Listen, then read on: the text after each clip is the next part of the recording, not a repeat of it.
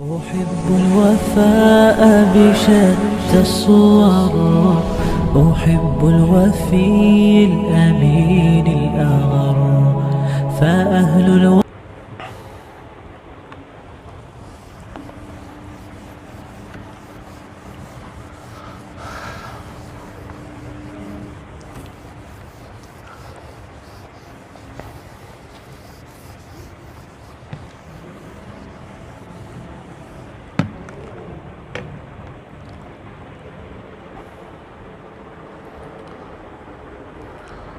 بسم اللہ الرحمن الرحیم الحمد للہ رب العالمین والصلاة والسلام علی سید المرسلین وعلی آلہ واصحابہ اجمعین۔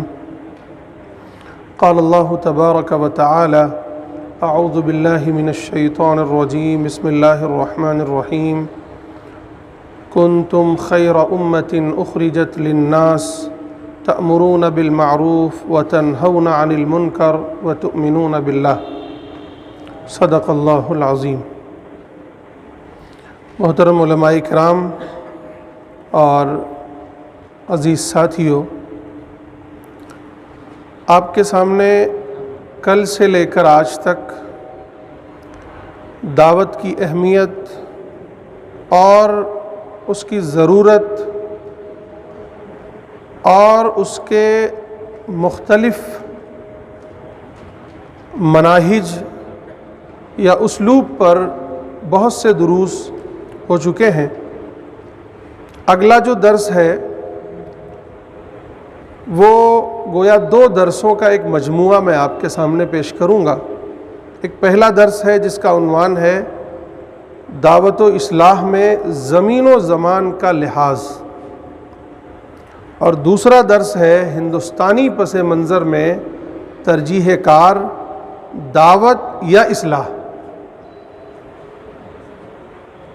یعنی ایک سوال بہت آتا ہے، آپ نے بھی غور کیا ہوگا کہ موجودہ دور میں خاص طور سے ہندوستان میں اور پوری دنیا میں مسلمانوں کی حالت زار سب کے سامنے ہے۔ ان کے عقائد، عبادات، اخلاقیات، معاشرت، عبادات، معاملات، سارے حالات ہمارے سامنے ہیں کہ وہ اسلام کا نمونہ نہیں ہے۔ ان کی حالت خود ابتر ہوتی جا رہی ہے۔ تو ایسے حالات میں ہم داعیوں کی ضرورت کیا ہے؟ پہلے ہم مسلمانوں کو دعوت دیں، ان کی اصلاح کی فکر کریں، یا پھر غیر ایمان والوں؟ بہت سے لوگ کہتے ہیں کہ پہلے اپنوں کی فکر کی جائے، بعد میں دوسروں کی فکر کی جائے گی۔ اپنے ہی گھر میں آگ لگی ہے تو دوسروں کی بجھانے کا کیا مطلب؟ مسلمان خود صحیح ہو جائیں تو خود بخود لوگ اسلام قبول کر لیں گے، اس طرح کی باتیں آتی ہیں۔ تو انشاءاللہ ان 2 دروس کے مجموعے میں انشاءاللہ کوشش کروں گا کہ اسی پس منظر میں آپ سے گفتگو ہو کہ اس وقت ہمیں کس نہج پر کام کرنا ہے؟ اصلاح کا کام کرنا ہے یا دعوت کا کام کرنا ہے یا دونوں کرنا ہے؟ ترجیح کس کو دینی ہے؟ ہمارے بزرگوں نے کس طرح کام کیا ہے؟ اس پر انشاءاللہ گفتگو ہوگی۔ پہلا درس جس کا عنوان ہے زمین و زمان کا لحاظ،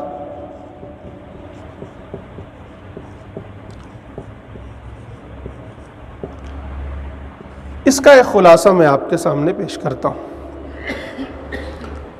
آپ قرآن مجید میں مطالعہ کریں انبیاء اکرام علیہم الصلاۃ والسلام کی زندگیوں کا،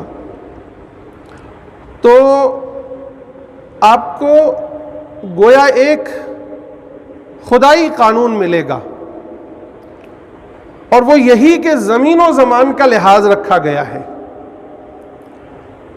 اللہ تبارک و تعالیٰ نے انبیاء کو جن حالات میں بھیجا اور جس طرح کی قوم یا جس طرح کی لوگوں کی نفسیات تھی، اسی طرح سے انہوں نے کام کیا۔ مثلا اور دونوں میں بڑا فرق رہا۔ میں کچھ ایسی مثالیں آپ کے سامنے پیش کروں گا۔ ایک ہے حضرت ابراہیم علیہ الصلاۃ والسلام اور دوسرے ہیں حضرت لوط علیہ الصلاۃ والسلام.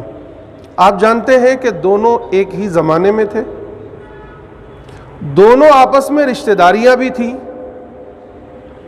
اور لیکن بلکہ حضرت ابراہیم کے گھر میں ہی پیدا ہوئے حضرت لوط علیہ الصلاۃ والسلام. لیکن اللہ تبارک و تعالیٰ نے جب انہیں پیغمبر یا نبی بنایا تو انہیں ذمہ داری ذرا ہٹ کر دوسری زمین ملی, یعنی زمانہ ایک تھا, زمین بدل گئی. اب پھر آپ غور کریں گے کہ دونوں کے درمیان پھر کام کی نوعیت بھی بدل گئی. اور اس درس کا خلاصہ بھی یہی ہے کہ ہمیں زمین و زمان کا لحاظ رکھنا ہے.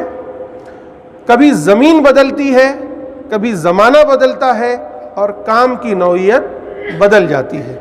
اس کی ایک مثال تو یہ ہے, مثلا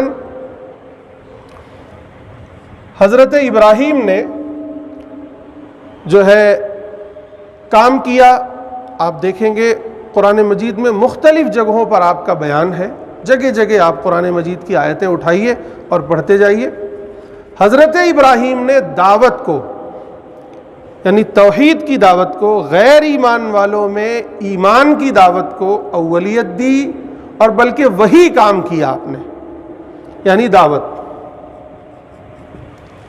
حضرت لوط علیہ الصلاۃ والسلام نے بھی دعوت ہی کا کام کیا, لیکن ساتھ ہی ساتھ آپ جانتے ہیں کہ ان کی قوم میں ایک خاص برائی تھی, سماجی برائی, جس پر ابھی گفتگو ہو رہی ہے.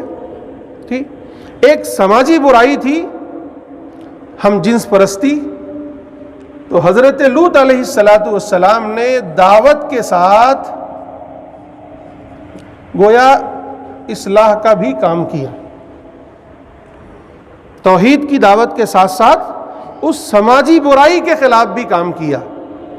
تو آپ دیکھیے فرق, دونوں کا زمانہ ایک ہے, دونوں نبی ہیں, لیکن زمین کا فرق ہے, آ گیا. ایک مقام ار میں ہے, ایک مقام صدوم میں. دونوں کے درمیان تقریباً 300 کلومیٹر کا فاصلہ موجودہ دور کے لحاظ سے لوگوں نے لگایا ہے. کام کی نوعیت بدل گئی. اس کے علاوہ آئیے حضرت موسیٰ علیہ الصلاۃ والسلام یا بنی اسرائیل. حضرت موسیٰ علیہ الصلاۃ والسلام کی زندگی کے دو پہلو ہیں. جب تک آپ مصر میں رہے, فرعون اور فرعون کی قوم کے درمیان رہے, آپ نے کیا کام کیا؟ دعوت.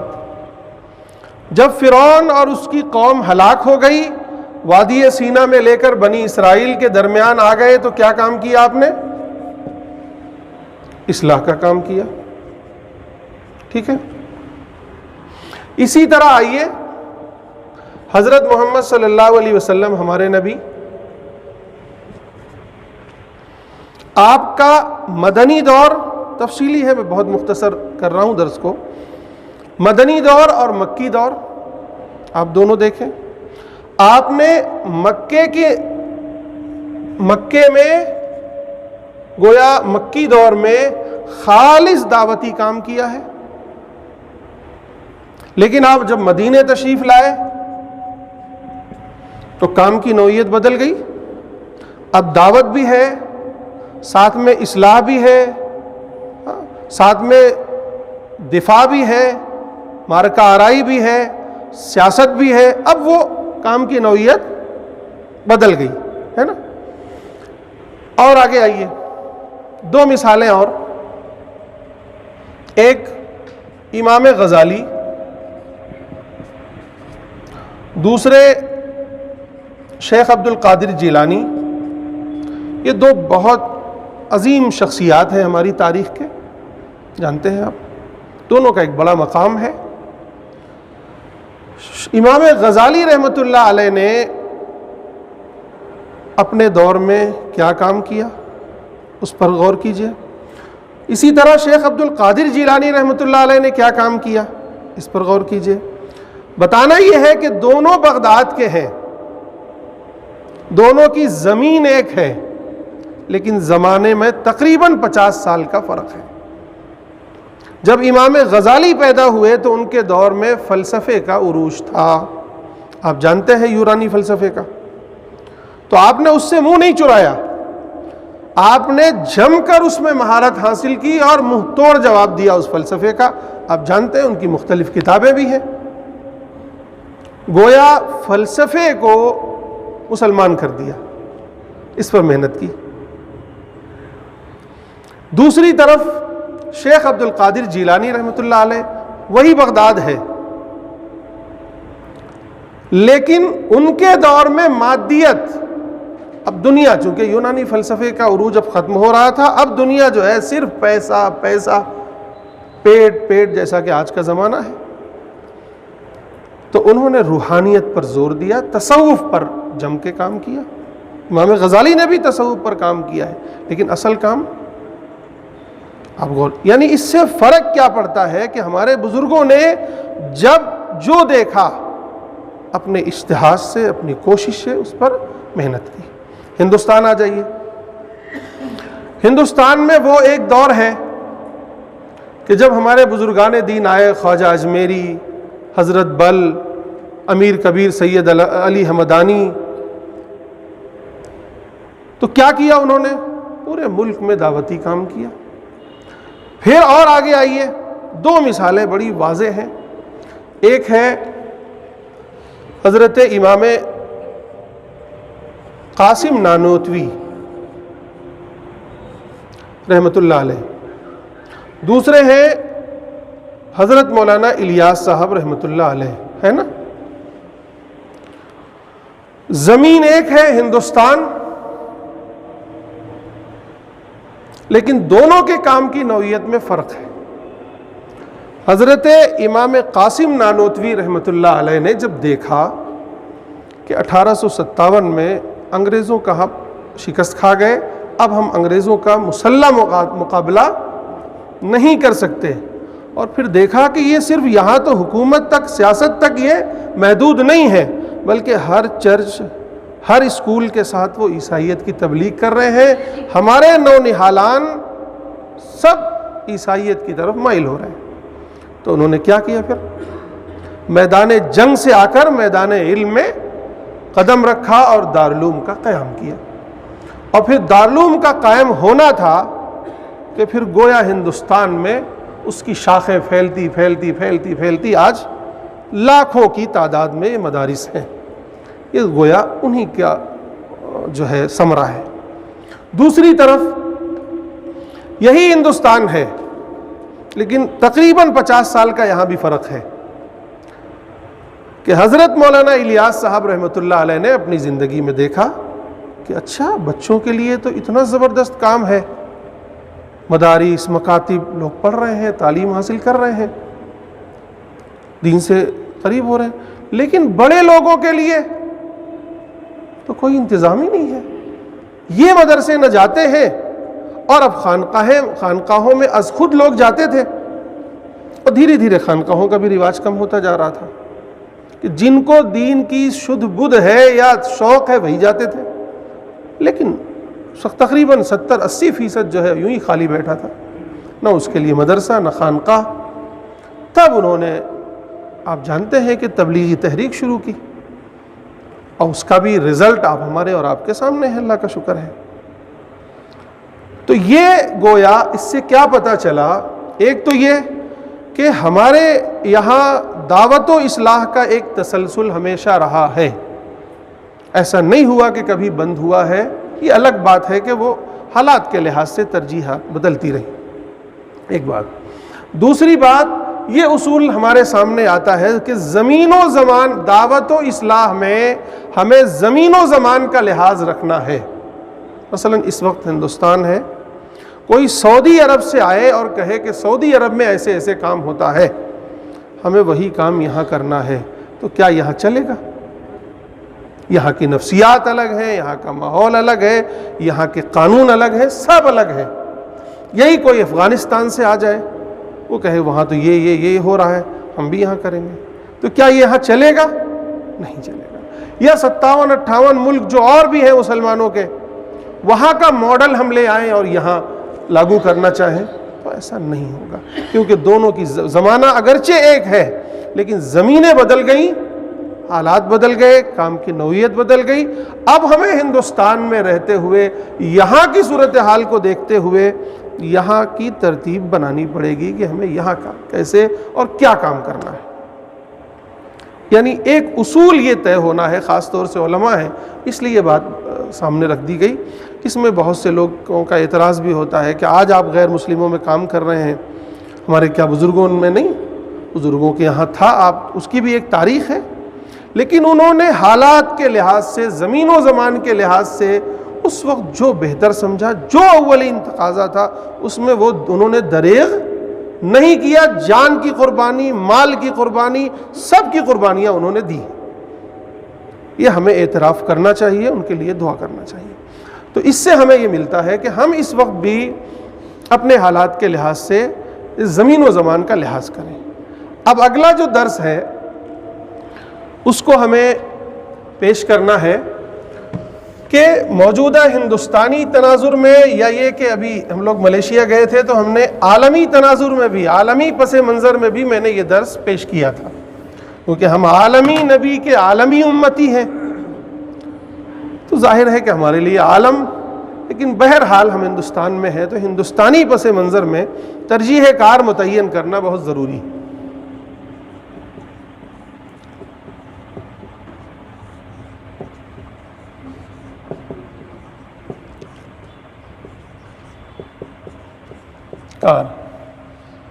اب اس میں سوال ہے دعوت یا اصلاح۔ یہ بات اصولی طور پر ہمیں سمجھ لینی چاہیے کہ دعوت و اصلاح میں ہمارے لیے نمونہ انبیاء کی ذات ہے، اور انبیاء کے مقاصد میں ہم دیکھیں گے تو ہمیں معلوم ہوگا کہ دونوں کام انہوں نے کیے ہیں، دعوت کا بھی اور اصلاح کا بھی۔ مثلا سورت نمبر 6 آیت نمبر تقریباً 83 سے 82 سے لے کر پورا 90 تک آپ پڑھ ڈالیے، تقریباً یہاں سارے انبیاء کا ذکر ہے۔ وَتِلْكَ حُجَّتُنَا آتَيْنَاهَا إِبْرَاهِيمَ عَلَىٰ قَوْمِ نَرْفَعُ دَرَجَاتٍ مَّن نَّشَاءُ، کہ وَإِسْمَاعِيلَ وَإِسْحَاقَ، ساری آیتیں سارے انبیاء کا تقریباً 18 کا تو نام لے کر، اس کے علاوہ وَمِنْ آبَائِهِمْ وَذُرِّيَّاتِهِمْ وَإِخْوَانِهِمْ، اس طرح کر کے سارے انبیاء کا ذکر ہے۔ اور آخری آیت میں 90 نمبر آیت میں فرمایا أُولَٰئِكَ الَّذِينَ هَدَاهُمُ اللَّهُ فَبِهُدَاهُ مُقْتَدِي، نبی کو کہا جا رہا ہے کہ یہ سب کے سب ہدایت پر تھے، آپ کی ذمہ داری یہ ہے کہ آپ انہی کی اقتداء کریں۔ تو معلوم یہ ہوا کہ انبیاء کی ذات ہمارے لیے بھی اسوہ ہے۔ تو اب ہم یہ دیکھتے ہیں کہ انبیاء کی سیرت میں اب ہم دیکھنے کی کوشش کرتے ہیں انہوں نے کیا کام کیا، دعوت کا یا اصلاح کا یا دونوں کا۔ آئیے دیکھتے ہیں، 3 حالات ملتے ہیں ہمیں۔ نمبر 1،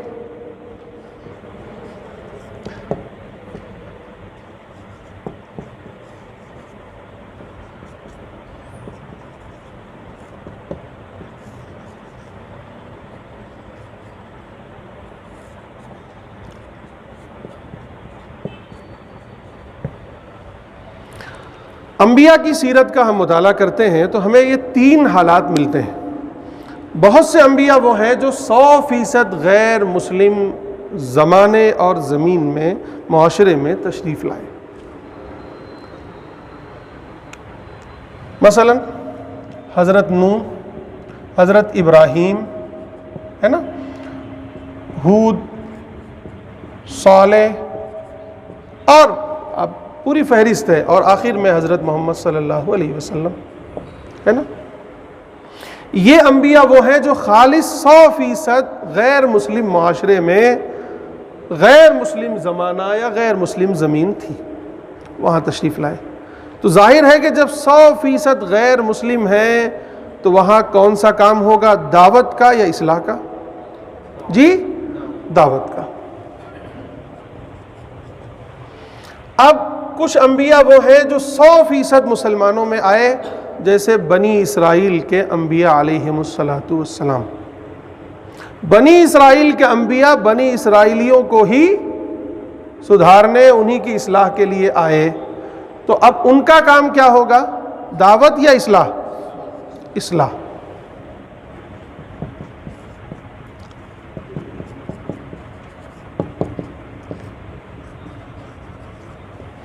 اصلاح.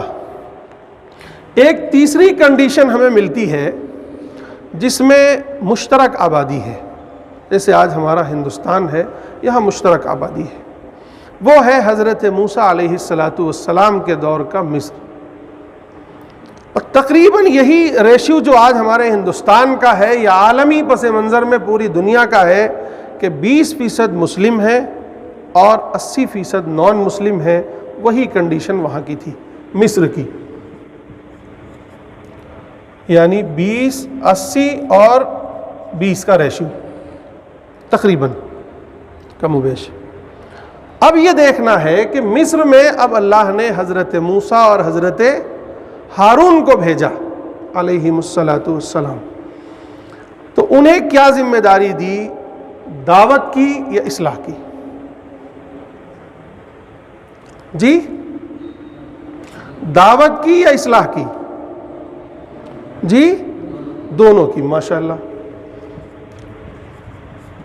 دعوت و اصلاح. اب ہمارا درس کیا ہے؟ ترجیح کار، دعوت یا اصلاح. ہندوستانی پس منظر میں ہم ان حالات میں ہیں یا ان حالات میں ہیں یا ان حالات میں، تیسرے حالات میں ہے. تیسری زمین بھی ہے، تیسرا زمانہ بھی ہے، تیسرا معاشرہ بھی ہے نا. اب اس میں ہمیں کیا کرنا ہے؟ جی، دعوت اور اصلاح دونوں کا کام کرنا ہے. بالکل. لیکن اب سوال یہ ہوتا ہے کہ جو سوال آیا نا کہ مسلمان خود بگڑے ہوئے ہیں، اپنے گھر میں خود ہی آگ لگی ہوئی ہے، دوسروں کی طرف کیوں جا رہے ہیں؟ ہم خود سدھر جائیں تو دنیا ہمیں دیکھ کر مسلمان ہو جائے گی. یہ سارے سوالات ہیں نا. تو اب سوال یہ ہے کہ ترجیح کار کس کو دینا ہے؟ دعوت کو یا اصلاح کو؟ اولیت کس کو دینی ہے؟ دعوت کو یا اصلاح کو؟ تو اب ہم کچھ کہنے سے پہلے اس حالت کا مصر کی حالت میں دیکھ لیتے ہیں کہ اللہ نے ایک ہمارے پاس باقاعدہ ایک ماڈل ہے. اللہ نے ان حالات میں، ایسے حالات میں حضرت موسیٰ اور حضرت ہارون کو بھیجا ہے. تو ان کو کیا حکم دیا؟ کیا کہا؟ اذهب الى بنی اسرائیل. یہ کہا. حافظ نہیں ہیں آپ؟ کیا کہا؟ اذهب الى بنی اسرائیل انہم.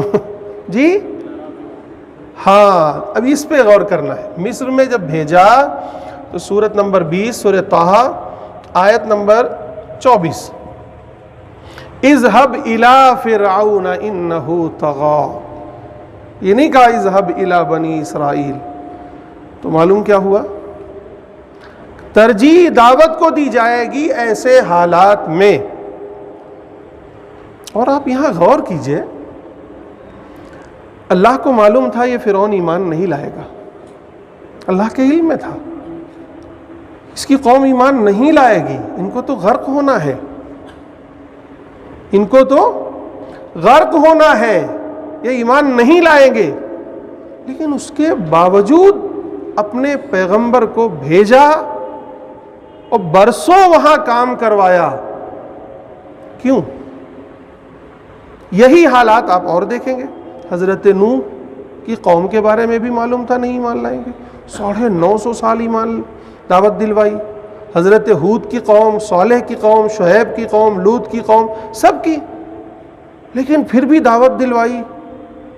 کیا ہے مفہوم؟ مطلب کیا ہے؟ کہ ان پر اتمام حجت ہو جائے. جو ابھی بات آئی تھی اتمام حجت کی، کہ کل یہ قیامت کے دن کھڑے ہو کر اللہ کے حضور یہ نہ کہہ سکیں کہ میرے پاس تو دعوت نہیں پہنچی. پہنچنے کے بعد ہی انکار کر دیں گے. حضرت نوح کی قوم کیسے انکار کرے گی؟ یہاں تو پہنچایا تاکہ کل یہ قیامت میں یہ نہ کہہ سکیں. اور تو پھر حضرت موسیٰ علیہ السلام کو ترجیح کس کو دی گئی؟ دعوت کو. تو ہندوستانی پس منظر میں ہمیں کس کو ترجیح دینی چاہیے؟ کرنا دونوں ہے، لیکن ترجیح کس کو دینا ہے؟ دعوت کو. جیسے حضرت موسیٰ نے پہلے مصر کے فرعون اور اس کی قوم پر کام کیا اور جم کر کام کیا، یہاں تک کہ اتمام حجت ہوئی، وہ ہلاک ہوئے، اور پھر بنی اسرائیل کو لا کر ان کی تربیت کی کوشش کی ہے نا. تو اس سے ہمیں معلوم ہوا کہ ہمیں دعوت کو ترجیح دینی چاہیے ہندوستانی پس منظر میں. لیکن آئیے ہم جائزہ یہ یاد رکھیے گا کہ ان حالت میں ہمیں ہندوستان میں ترجیح کس کو دینا ہے؟ دعوت کو. لیکن ہم کر کیا رہے ہیں؟ آئیے اس کا ایک جائزہ لیتے ہیں.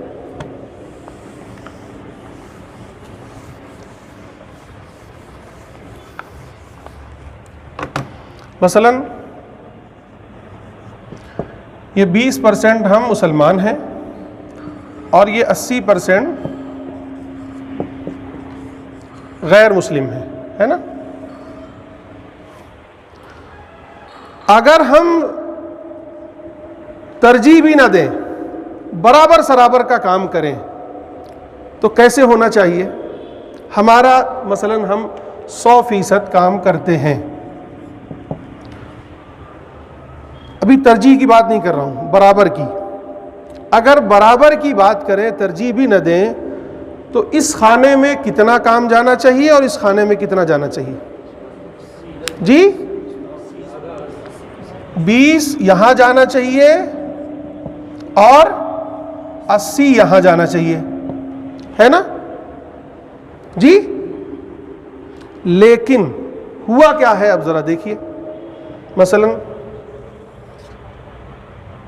نمبر 1 مدارس. پورے ہندوستان میں مدارس لاکھوں ہوں گے. مدارس کا مقصد کیا ہے؟ قرآن، علم دین، احادیث، سیرت، سنت، اسی کو فروغ دینا، اسی کی تعلیم دینا. کیا یہ صرف مسلمانوں کے لیے ہے؟ کیا قرآن، حدیث، رسول کی سیرت صرف مسلمانوں کے لیے ہے؟ نہیں. تو اب مدارس مسلمانوں میں کتنے ہوں گے؟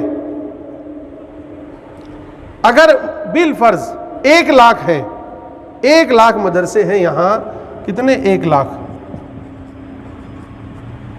تو اس حساب سے 20% کے حساب سے یہاں جب 1 لاکھ ہیں تو 80% کے حساب سے یہاں کتنے ہونے چاہیے؟ جی 4 لاکھ. لیکن ہیں کتنے؟ جی ان غیر ایمان والوں میں ہے کتنے؟ 1 بھی نہیں، 1 بھی نہیں. اور آگے آئیے. مکاتب کتنے ہوں گے؟ مکاتب تو مدارس سے زیادہ ہیں، 1 کروڑ ہوں گے. 1 کروڑ ہوں گے. 1 کروڑ. اس کے مقابلے میں یہاں کتنا ہونا چاہیے؟ 4 کروڑ. ہے کتنے؟ 1 بھی نہیں. خانقاہیں کتنی ہوں گی؟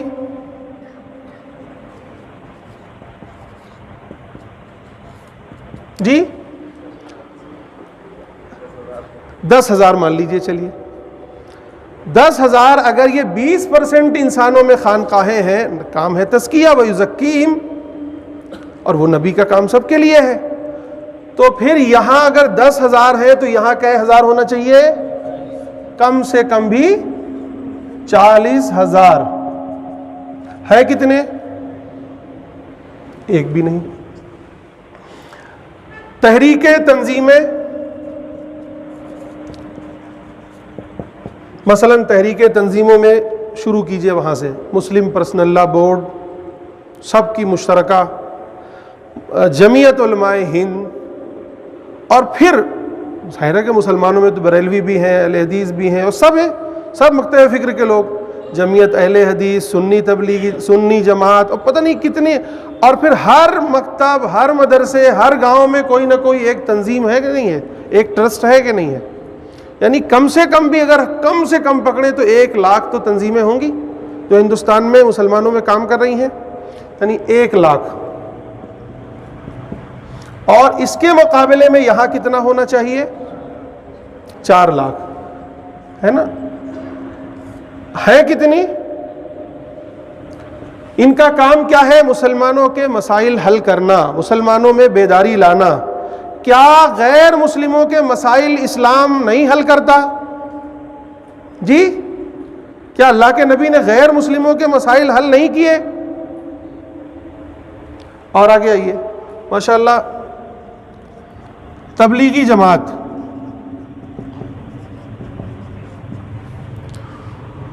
کیسی جماعت کہ کوئی ایک مسجد شاید نہ چھوٹے. پورے ہندوستان میں گاؤں گاؤں، قریہ قریہ قریہ قریہ، اتنی بڑی جماعت ایک ہی مان لیجئے، چلیے ایک ہے اگر، تو اس کے مقابلے میں اس معیار کی تبلیغی جماعت کے معیار کی یہاں کتنی جماعتیں ہونی چاہیے؟ 4 تبلیغی جماعت ہونی چاہیے. ہے کتنی؟ ایک بھی نہیں. اب اس تبلیغی جماعت کے انڈر میں ماشاءاللہ روزانہ کتنی جماعتیں نکلتی ہوں گی؟ آج کل تو لاک ڈاؤن ہے، ورنہ عام حالات میں کتنی جماعتیں 3 دن، عشرہ، چلہ، 4 مہینے، سال، 5 مہینے کتنی نکلتی ہوں گی؟ جی 1 لاکھ تو جماعتیں جاتی ہوں گی دعوت کے لیے. 1 لاکھ جماعتیں، آپ یہ سمجھو. ان کے مقابلے میں کتنی لاکھ جماعتیں یہاں نکلنی چاہیے؟ کم سے کم 4 لاکھ. ہاں لیکن نکلتی کتنی ہے؟ ایک بھی نہیں. اور آگے آئیے. کتابیں، روزانہ کتنی کتابیں مسلمانوں کے لیے چھپتی ہوں گی؟ دیوبند جائیے، دیکھیے آپ کیا حالت ہے. ایسا لگتا ہے کہ کتاب ہی دنیا میں چھپتی ہوگی. یعنی اس مارکیٹ میں آپ رہیے تو نہیں لگتا کہ دنیا میں کچھ اور بکتا ہے نا؟ ایسا لگتا کتابوں، دنیا میں کتابیں بکتی ہیں. کتنی ہوں گی روزانہ چھپنے والی کتابیں؟ تو ماشاءاللہ جب سے سوشل میڈیا وغیرہ آ گیا، پرنٹنگ پریس آ گیا، تو اب آسانی ہو گئی. تقریباً ہر آدمی جو پڑھا لکھا ایک کتاب کا مصنف تو ہے. 1000 کم سے کم بھی کہہ دوں تو 1000 کتاب اردو، عربی، ہندی، انگریزی میں مسلمانوں کے لیے چھپتی ہوں گی روزانہ. ہے نا؟ اگر 1000 ان کے لیے تو یہاں کتنی ہونی چاہیے؟ اور ہے کتنی؟ شاید کہ ایک بھی نہیں. اب جگہ کم ہے، میں ویسی گنا دوں. رسائل، مجلے جو نکلتے ہیں، کیوں نکلتے ہیں؟ مسلمانوں کی اصلاح کے لیے. کتنے ہوں گے؟ 1000 تو ہوں گے، زیادہ ہی ہوں گے، میں 1000 ہی پکڑتا ہوں. اگر یہاں رسائل 1000 ہیں تو پھر یہاں کتنے ہونے چاہیے؟ 4000. ہے نا؟ اور آگے آئیے. جمعے کے خطبات کتنے ہوتے ہیں؟ کیوں ہوتے ہیں؟ مسلمانوں کی اصلاح کے لیے. کم سے کم بھی 1 کروڑ تو ہوتے ہوں گے خود پہ. 50 لاکھ پکڑ لیجئے. اگر 50 لاکھ بھی پکڑیں تو وہاں اگر 50 لاکھ خطبے ہوتے ہیں تو ان کے لیے کتنے ہونے چاہیے؟ کم سے کم 2-2.5 لاکھ. ہے نا؟ کیا ہوتے ہیں؟ اور آگے آئیے. جلسے، پروگرام، کانفرنسیں ہوتی ہیں. اچھا ٹھیک. جلسے، کانفرنسیں، اصلاح معاشرہ کے پروگرام کتنے ہوتے ہیں؟ اب تو لاک ڈاؤن تھا، نہیں ہوا، ورنہ کتنے ہوتے ہیں ہر سال؟ ہر مکتب، ہر مدرسے، ہر بستی میں کوئی نہ کوئی ایک اصلاح معاشرہ کا پروگرام. کس کے لیے؟ مسلمانوں کے لیے. اگر وہاں 1000 جلسے ہوتے ہیں تو یہاں کتنے ہونے چاہیے؟ اور آگے آئیے. سیرت النبی کے جلسے کتنے ہوتے ہیں؟ ہزاروں. کیا سیرت صرف کیا ابھی ہم نے پہلے درس میں کل دیکھا تھا، کیا حضرت محمد صلی اللہ علیہ وسلم مسلمانوں کے ہی رسول ہیں؟ کیا آپ کی سیرت صرف مسلمانوں کی ہے؟ اگر وہاں 1000 سیرت کے جلسے ہوتے ہیں، پروگرام ہوتے ہیں، تو یہاں کتنے ہونے چاہیے؟ اب اور گنتے جائیے. گھروں کی تعلیم، عصر بعد کی تعلیم، فجر کی بعد کی تعلیم، اور سب سے بڑھ کر ایک چیز جو یاد دلانا ضروری ہے وہ ہے دعائیں. روزانہ ہم اپنے مسلمانوں کے لیے کتنی دعائیں کرتے ہیں؟ اس وقت مسلمانوں کی تعداد کم و بیش 200 کروڑ ہے. کتنی؟ اگر ایک دعا کا بھی ایوریج اگر آپ پکڑیں روزانہ کا تو 200 کروڑ دعائیں کس کے لیے ہوتی ہیں؟ امت کے لیے. صرف ایک استثناء ہے ماشاءاللہ ہمارے اپنی تبلیغ میں تقریباً ایک دعا تو روزانہ ہو جاتی ہے کہ جب بھی ہوتی ہے یہ عام انسانوں کے لیے. یہ اللہ کا شکر ہے ہمارے بزرگوں نے ایک چلایا تو چل رہا ہے. لیکن عام حالات میں آپ دیکھیے ہم کس کے انہی کے لیے دعا کرتے ہیں. اس کے علاوہ یہاں اگر وہاں 200 کروڑ دعائیں ہوتی ہیں ان کے لیے تو یہ 80% انسانوں کے لیے کتنے 100 کروڑ دعائیں ہونی چاہیے بتائیے؟ 800 کروڑ دعائیں. اور ہوتی کتنی ہیں؟ کروڑ میں تو گنتی نہیں ہو سکتی ہے, پرسنٹیج میں بھی کوئی گنتی نہیں ہو سکتی ہے. اکا دکا کہا جا سکتا ہے کہ کچھ لوگ دعائیں کرتے ہوں گے. گویا یہاں بھی نفی صفر. اب مجھے آپ بتائیے, پہلا درس کل آیا تھا اسلام کس کے لیے سوال تھا, جواب کیا تھا جی؟ زور سے بولیے ذرا. اسلام سب کے لیے. بتائیے کہاں ہے؟ کہاں ہے سب کے لیے؟ آپ بتائیے کہاں ہے سب کے لیے؟ یہ ہم زبان سے بھلے کہہ رہے ہیں کہ اسلام سب کے لیے ہے, لیکن ہم نے عمل سے ثابت کیا ہے کہ اسلام صرف مسلمانوں کے لیے ہے یا نہیں؟ تو اب کیا کرنا ہے یہ بتائیے. یہی کنڈیشن ٹھیک ہے یا اس کو درست بھی کرنا ہے؟ جی درست کرنا ہے. درست کرنے کے لیے بہت آسان نسخہ بتاتا ہوں. کوئی مشکل نہیں ہے کہ اب یہاں آپ کہو گے اب کیا کریں, یہاں تو 1 لاکھ مدرسے ہیں, اب یہاں 4 لاکھ مدرسے کھولنے پڑیں گے. ارے یہاں مکاتب 1 کروڑ ہے, چلیں یہاں 4 کروڑ کھولیں. اب یہاں اتنی خانقاہیں تو یہاں اتنا کھولیں. کچھ نہیں کرنا ہے, کچھ نہیں کرنا ہے. اس کے دروازے کھول دینے ہیں. اب مدارس کے دروازے عام انسانوں کے لیے کھولیے, بلکہ بورڈ لگائیے مدرسے کے بعد, بھئی آپ اسلام کی شکشا لینے کے لیے کوئی بھی آ سکتا ہے, کوئی بھی اسلام سیکھنے سمجھنے کے لیے یہاں آ سکتا. بلکہ جس طرح ہم اپنے مسلمانوں میں گشت کرتے ہیں, بھائی آپ کے علاقے میں ایک مدرسہ کھلا ہے, آپ اپنے بچوں کو بھیجیں, ویسے نان مسلم علاقوں میں جائیں کہ بھائی ہمارے یہاں آپ کی بستی میں ایک مدرسہ ہے, آپ کو اللہ کے بارے میں, قرآن کے بارے میں, اسلام کے بارے میں کچھ بھی جاننا ہے تو آپ بلا جھجک آپ ہمارے مدرسے میں آئیں گے. آپ اپنے بچوں کو بھیجیں گے تو ہم شکشا دیں گے, ان کو اچھی شکشا دیں گے, اخلاق کی شکشا دیں گے. یہ اگر ہم شروع کر دیں, اور کچھ نہیں تو ایک پروگرام سال بھر میں مدرسہ پریچے کا کر دیں, کیونکہ مدارس کے تعلق سے کتنی غلط فہمیاں ہیں. بھائی پورے علاقے کے لوگوں کو بلائیں کہ بھائی آئیے ہمارا مدرسہ دیکھیے. اب مدرسہ آئے تو مدرسہ دکھائیے, مدرسے میں کیا کیا پڑھایا جاتا ہے سب بتائیے, ہے نا. اور آگے مکاتب میں بھی یہی. خانقاہوں میں آپ تاریخ گواہ ہے, ہمارے بزرگوں کی خانقاہیں کھلی تھی ہمیشہ. ہندوستان تو خانقاہوں کی مرہون منت ہے. ہم خانقاہیں نہ ہوتی تو ہم مسلمان نہ ہوتے. بزرگوں نے ہی کھول رکھی تھی خانقاہیں, اور ان کی خانقاہیں ایسی نہیں تھی, کوئی پابندی نہیں تھی, لنگر چلتا تھا ان کے ہاں. یہاں کے لوگ آپ سمجھو کہ کیسے بیچارے غریب اس وقت حالت رہی ہوگی, لیکن وہ ہمارے بزرگان دین نے کیا کیا, لنگر چلا دیے.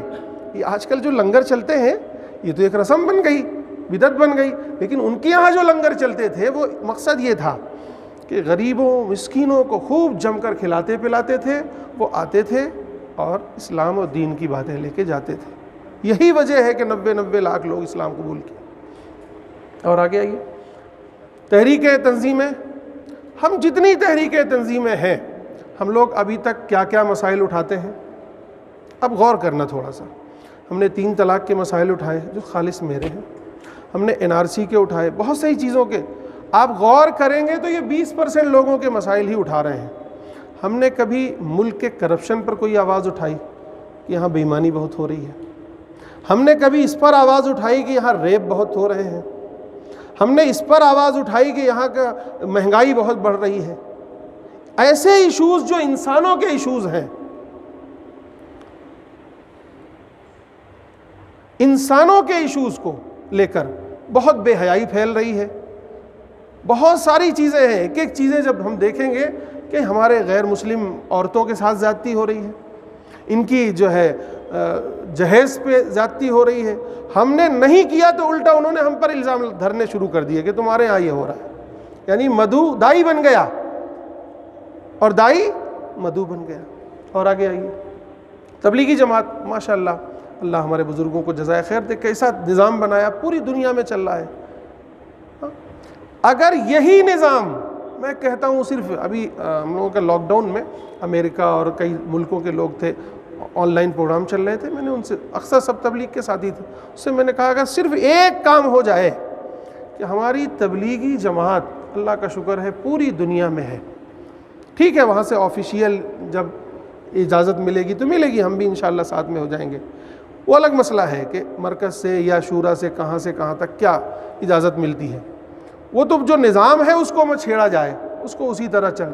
لیکن جتنے تبلیغ میں جڑے ہوئے ساتھی ہیں جو دعوت کا کام مسلمانوں میں کرتے ہیں، وہ اگر روزانہ 1 گھنٹہ بھی خصوصی ملاقات کے لیے پوری دنیا میں نکال لیں، غیر مسلموں سے ملنے کے لیے، دعوت دینے کے لیے، تو کیا انقلاب نہیں آ جائے گا؟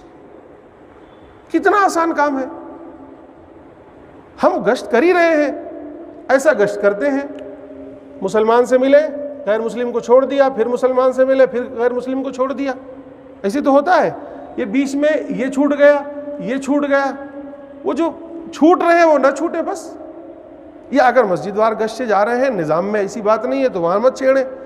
آپ مل کے چلے آئیں، بعد میں اس سے جا کے ملے کہ بھائی ہم آپ سے ملنا چاہتے ہیں.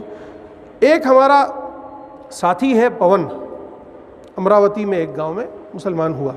کیسے مسلمان ہوا؟ اس کے ایک دوست کے پاس تبلیغی جماعت آیا کرتی تھی، وہ اس کی دکان پہ بیٹھا کرتا تھا. تو کئی مرتبہ آیا تو وہ چھپ جاتا تھا اور یہ اس کو بٹھا دیتا تھا کہ جبکہ غیر مسلم کو دیکھ کے چلے جائیں گے، اس کو بٹھا دیتا تھا، وہ چھپ جاتا تھا. تو کئی مرتبہ ایسا ہوا تو ایک دن اس نے کہا کہ بھائی آپ ہم کو بتاؤ کیا بتانا چاہتے ہو. بولے تو اس نے سیدھا جواب دیا کہ جو کچھ آپ بتاتے ہو کیا وہ میرے لیے نہیں ہے؟ اب امیر صاحب کو جو آئے تھے گشت میں ان کا دماغ، بولے نہیں تمہارے لیے بھی ہے. بولے پھر بتاؤ نا. تو بتایا انہوں نے. بولا اور کیا کرنا پڑے گا مجھے؟ بہت ساری چیزیں. انہوں نے کہا بھائی مجھے نہیں سمجھ میں آتا، امیر صاحب کے پاس چلو مسجد میں. لے کے آیا امیر صاحب کے پاس مسجد میں. امیر صاحب نے صحیح سے سمجھا دیا، ظاہر ہے کہ تو تبلیغ کا تو کام ہی یہی ہے. انہوں نے اچھا سا سمجھا دیا اور کہا کہ اور زیادہ جاننا ہے تو مفتی روشن صاحب کے ہاں چلے جائیے. وہاں پھر نمبر دیا، وہ بات چیت ہوئی، ماشاءاللہ ہفتہ بھی نہیں گزرا وہ ایمان قبول کر لیا. تو یہ ہے ایسا کر لیں ہم. اب یہ اور کتنی کتابیں ہیں اور سارے خطبات ہیں ماشاءاللہ، یہاں ائمہ ہیں. آپ سے ایک درخواست کروں گا، میں نے کچھ دن امامت کی ہے، مجھے اندازہ ہے، خاص طور سے آپ کے یہاں بھی دیکھا کہ مائک کھلے ہوتے ہیں. تو ہم لوگ اکثر جو تقریر کرتے ہیں وہ مسلم مسائل پر کرتے ہیں، کرنا چاہیے، کوئی مسئلہ نہیں. اس میں تھوڑا سا یہ ہمیشہ آپ ذہن میں رکھیے، کسی جلسے میں تقریر کر رہے ہوں، کسی جمعے میں تقریر کر رہے ہوں، کہ کوئی آج کل تو اگر وہاں کوئی نہیں بھی سن رہا ہے تو کوئی ریکارڈ کر کے انٹرنیٹ پہ ڈال دے گا تو وہاں سنی جائے گی میری آپ کی تقریر. تو یہ ذہن میں رہے کہ صرف مسلمان نہیں سن رہے ہیں، نان مسلم بھی میری تقریر سنیں گے، ان کو اس سے کیا فائدہ ہوگا. یہ ذہن میں رہے تو آپ نماز بھی بیان کرو گے، وضو غسل بھی بیان کرو گے تو آپ کا نہج بدل جائے گا بیان کرنے کا. وہ لگے گا یار انہوں نے میں بڑا ہی نہیں بیان کرو، اللہ اس سے محفوظ رکھے. چونکہ ہم لوگ دعوتی کام سے شروع سے جڑے ہیں تو قریب 4 سال میں نے خطبہ دیا ہے. تو پوری کالونی میں وہاں کے علماء کا کہنا یہ تھا کہ آپ کی تقریر سننے کے لیے باہر باقاعدہ بالکنی میں غیر مسلم عورتیں آتی تھیں، سنتی تھی، کیونکہ ہر بات کو میں انسانیت رخی کر کے، ایک ہے مسلم، ایک انسانیت رخی کر کے بات کرتا. ایک بات. دوسری بات، ہم عام طور پہ جمعے کے خطبے کرتے ہیں، تب بھی جمعے کی دعا کرتے ہیں، اس کے لیے بھی مائک کھلے ہوتے ہیں. جلسے میں جو زور زور سے دعائیں ہوتی ہیں اس میں بھی مائک کھلے ہوتے ہیں. وہ دعا ہم لوگ اے اللہ مسلمانوں کو یہ کر دے، اے اللہ مسلمانوں کو یہ کر دے، کوئی تیسرا سننے والا کہے گا آخر ان مسلمانوں کو ہوا کیا ہے، رو رو کے مسلمانوں کے لیے دعا مانگ رہے ہیں، ایسا لگ رہا ہے کہ ان کو پکڑ کے کہیں قید کر دیا گیا ہے، کیا ہو گیا ہے، کیوں؟ اس کو آپ کہیے نا اے اللہ دنیا بھر میں جتنے انسان پریشان ہیں سارے انسانوں کو ہدایت دے دیجئے، سارے انسانوں کی پریشانیاں دور فرما دیجئے، ہمارے ملک میں کتنے بیچارے دبے کچلے لوگ ہیں ان کو اے اللہ فلاں ملک میں دعائیں کیجئے، اے اللہ اہل امریکہ کو ہدایت دیجئے، جہنم سے بچا لیجئے، اے اللہ ہمارے ہندوستان کے ہمارے انسانی بھائیوں کو جہنم سے بچا لیجئے۔ اب جب ایسی دعائیں کریں گے وہ سنیں گے تو کہیں گے یار یہ امام صاحب میرے لیے بھی دعا کرتے ہیں۔ یہاں کتنے لوگ ہیں جو بیچارے مہنگائی سے پریشان ہیں، اللہ ان کے گھروں پہ چولہا نہیں جل رہا ہے، اللہ ایسا کچھ حالات بنا دے ملک کے حالات، ملک میں مہنگائی ختم ہو جائے، یہاں وہ سنیں گے آپ کی دعا تو آپ سے آ کے ملیں گے۔ ہمارے یہاں وہ جہاں امامت کرتا تھا وہ کالونیاں تھی، چھوٹے چھوٹے جھگے ہوتے ہیں، جب بلڈنگ بنانی ہوتی ہے تو توڑتے ہیں، تو کچھ غیر قانونی جھگیاں تھیں تو اس کو آ کے گورنمنٹ نے توڑ دیا۔ اس دن میں نے اسی کو مدعا بنایا تقریر میں، اس میں کچھ بریلوی، کچھ ایسے جو نماز نہیں پڑھتے، کچھ نان مسلم ایسے لوگ تھے۔ جمعے کے بعد ان میں سے کئی لوگ آئے، مولانا آپ کی تقریر ہمیں بہت اچھی، آج مجھے لگا کہ کوئی ہمارے مسئلے پہ بول سکتا ہے۔ میں نے کہا بیچارے بے گھر ہو گئے، اگرچہ غیر قانونی تھے، تو ہم لوگ بہت بڑے بڑے کام کرتے ہیں، کیا ان لوگوں کو کچھ سہارا نہیں دیا جا سکتا ہے؟ کچھ ایسا مل کے ایسے بنی۔ آپ یہ ذہن میں جب رکھیں گے کہ میری بات صرف آپ سے نہیں ہو رہی ہے، وہ تیسرے صاحب بھی سن رہے ہیں، بس اتنا ذہن میں رکھیے، آپ کی ہر بات جو ہے انشاءاللہ دعوت بن جائے گی۔ تو یہ سب ہے۔ اب کتابیں ہیں، کتابوں میں بھی یہی ہوتا ہے۔ قرآن کے ترجمے خاص طور سے ابھی ہم دیکھیں، افسوس ہمارے لیے یہ ہے کہ قرآن کے ترجمے سب مسلمانوں کے لیے لکھے گئے، ہمیں غیر مسلموں کو دینے کے لیے ڈھونڈنا پڑتا ہے کس کا دیں۔ تفسیر ایک بھی کوئی ایسی نہیں ہے جو غیر ایمان والوں کو دینے کے لیے کے ذہن سے لکھی گئی ہو۔ کتابیں ایسی ہیں، اسلامی تعلیمات ایسی ہیں، جو کچھ بھی ہم نے لکھی مسلمانوں کے لیے، اس کا تھوڑا سا رخ ایسا چینج کرنے کی ضرورت ہے کہ وہ ہندی میں ترجمہ ہوتا ہی ہے، اب تو ہر آپ کے ہاں کنڑ میں ترجمہ ہوتا ہے، انگلش میں ترجمہ ہوتا ہے، لیکن اگر وہی انسانوں کو ذہن میں رکھ کے ترجمہ کیا جائے تو فرق پڑ جائے گا۔ ایسا ہم کریں تو یہ پوری ترتیب جو ہے، یہ جو بات آئی تھی 20% اور 80% کی، یہ بدل جائے گی۔ کچھ سالوں کے بعد ایسا لگے گا کہ یہ جو ہم لوگ خالی کٹ کر رہے ہیں، یہاں لگے گا کہ واقعی کام ہونے لگا ہے۔ پھر ترجیح نہ بھی دیں، ورنہ تو ترجیح دینے کی ضرورت ہے، اور خاص طور سے جنہیں دعوت سمجھ میں آ جائے، کیونکہ ابھی تو بہت کم لوگ ہیں دعوتی کام کرنے کے لیے، اس لیے ہماری اور آپ کی ذمہ داری تو ہے کہ ہم ترجیح دے کر خالص اس مشن کے لیے اپنے آپ کو وقف کر دیں اور کام کریں۔ خلاصہ کلام یہ کہ زمین و دعوت اور اصلاح میں ہمیں، یا کوئی بھی جو دینی کام ہم کرتے ہیں، اس میں زمین و زمان کا لحاظ کرنا پڑتا ہے۔ انبیاء اکرام علیہم الصلاۃ والسلام نے زمین و زمان کا لحاظ کیا ہے۔ اب ہندوستانی پس منظر میں ہم دعوت کا کام کریں یا اصلاح کا کام کریں، ظاہر ہے کہ دعوت اور اصلاح دونوں ہماری ذمہ داری ہے، کیونکہ یہاں مسلمان بھی ہیں، ان کی بھی اصلاح کا کام کرنا ہے، یہاں نان مسلم ہیں، ان کی بھی دعوت کا کام کرنا ہے۔ لیکن ہم نے کیا اس کے اپوزٹ ہے کہ ہم نے صرف مسلمانوں کے لیے کام کیا ہے، اس کی یہ فہرست ہے، غیر مسلموں کے لیے کام نہیں کیا ہے، اس کا یہ اندازہ آپ جائزہ دیکھ لیں۔ تو اب ہمیں یہ کالم بھرنے ہیں، اس کے لیے ہمیں کرنا ہوگا، کریں گے انشاءاللہ۔ اللہ تعالیٰ مجھے بھی اور آپ سب کو بھی عمل کی توفیق نصیب فرمائے۔ چائے ٹھنڈی شاید ہو گئی، اس لیے تمام حضرات دسترخوان پہ آ جائیں۔